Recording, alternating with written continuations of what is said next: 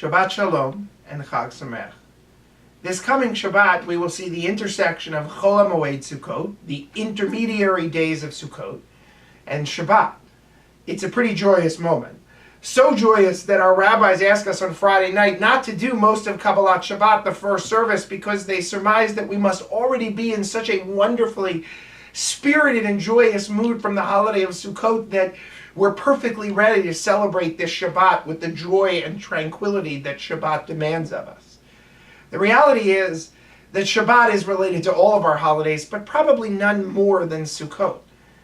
We are told that the Sukkah is a Sukkat Shalom, a place of peace. We also know that Shabbat is a time of peace, a time of tranquility. So the intersection of Sukkot and Shabbat should be the time of our great peace, our great calmness, our great tranquility. The reality is, I don't need to tell you, these aren't the calmest days in the history of America or the history of the world. If you open the newspaper, the world feels anything but calm or quiet. It feels loud and angry most of the time.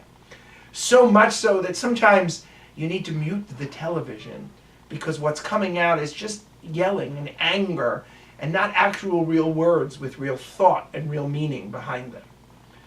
Perhaps this year we as a Jewish world, as we celebrate this Shabbat, where it is also Sukkot, perhaps we need to show the example. This Shabbat, where we are also eating in the Sukkah, needs to be a time where we as a Jewish world, a Jewish community, allow that peace to enter our lives. Next week, our holiday season will be ending, and it'll be a good 2 months before we have another holiday.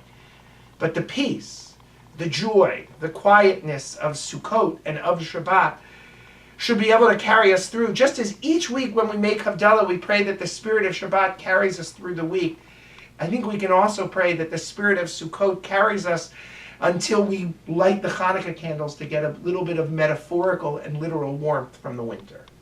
So as we celebrate this Shabbat, I can only hope and pray that its duality of peace will filter itself down to not only the Jewish community, but our entire country as well. Shabbat Shalom.